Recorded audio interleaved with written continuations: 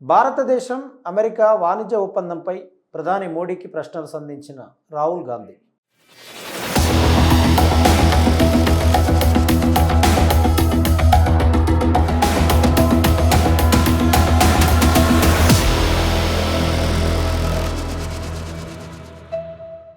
వర్తమానం ప్రత్యేక కథనానికి స్వాగతం. నేను మీ ఉదయ్ కుమార్.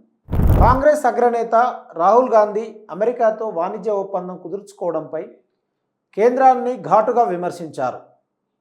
ఇది భారత రైతులను మోసం చేయడమేనని అన్నారు.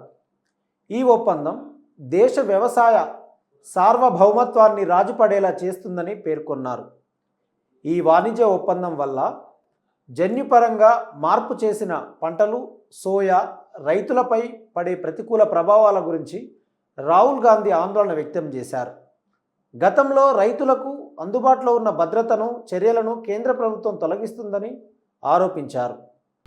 यूएस के साथ डील करके उन्होंने कपास के किसानों को, सोया के किसानों को, सेब के किसानों को, फल के किसानों को बेच दिया है.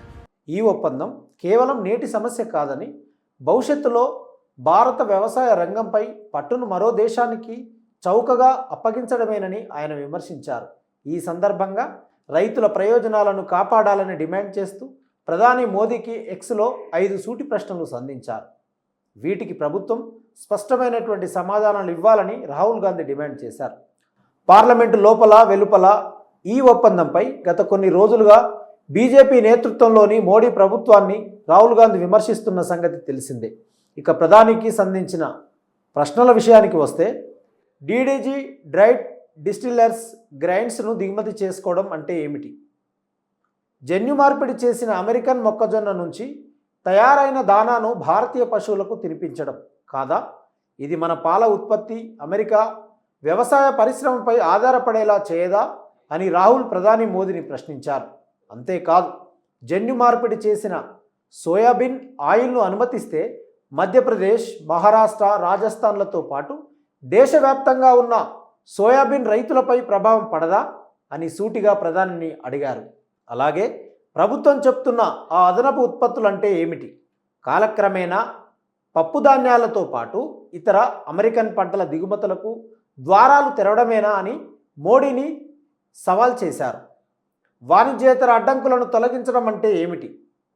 జన్యు మార్పిడి పంటలపై తన వైఖరిని మార్చడం, ధాన్యం సేకరణను తగ్గించడం, కనీస మద్దతు ధర లేదా బోనస్లను తగ్గించడంపై భవిష్యత్తులో భారత్ ఒత్తిడిని ఎదుర్కొంటుంది కదా అని రాహుల్ ఎక్స్లో ప్రధాని మోడీని ప్రశ్నించారు.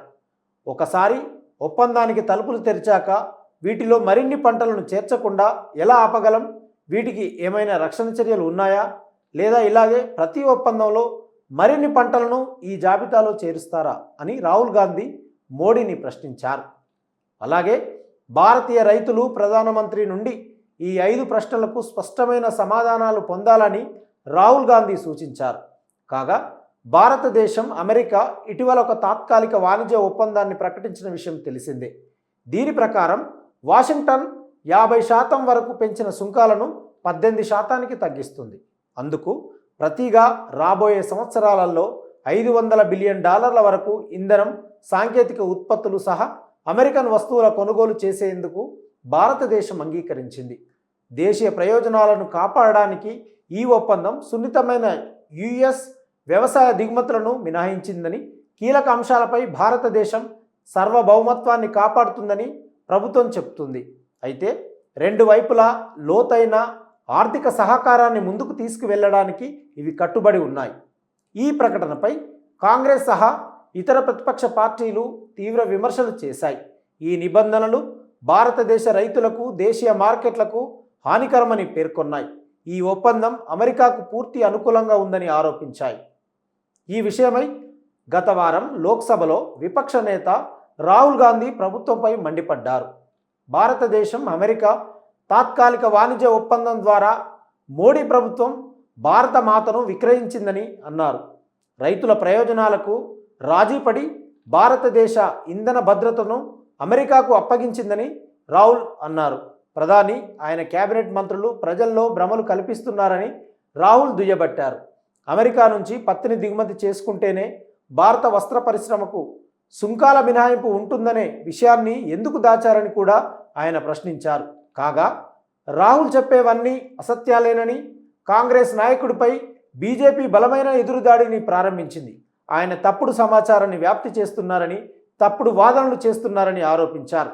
ఈ మేరకు కేంద్ర హోంమంత్రి అమిత్ షా మాట్లాడుతూ భారత రైతులు, మత్స్యకారుల ప్రయోజనాలకు వాణిజ్య ఒప్పందంలో పూర్తిగా భద్రత కల్పించారని నొక్కి చెప్పారు. రాహుల్ గాంధీ వారిని అబద్ధాలతో తప్పుదారి పట్టించారని, భ్రమలు కల్పించడానికి ప్రయత్నిస్తున్నారని విమర్శించారు. రాహుల్ గాంధీ రోజువారీ అబద్ధాలు చెప్పే కొత్త సాంప్రదాయాన్ని ప్రారంభించారని షా ఆరోపించారు.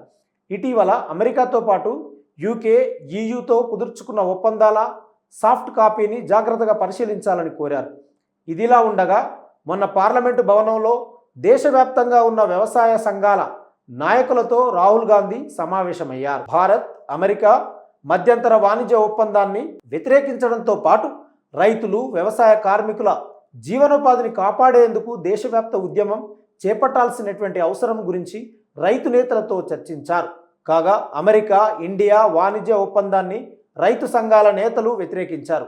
మొక్కజొన్న, సోయాబీన్, పత్తి, పప్పులు పండించే రైతుల బతుకుదెరువు ప్రమాదంలో పడుతుందని ఆందోళన వ్యక్తం చేశారు.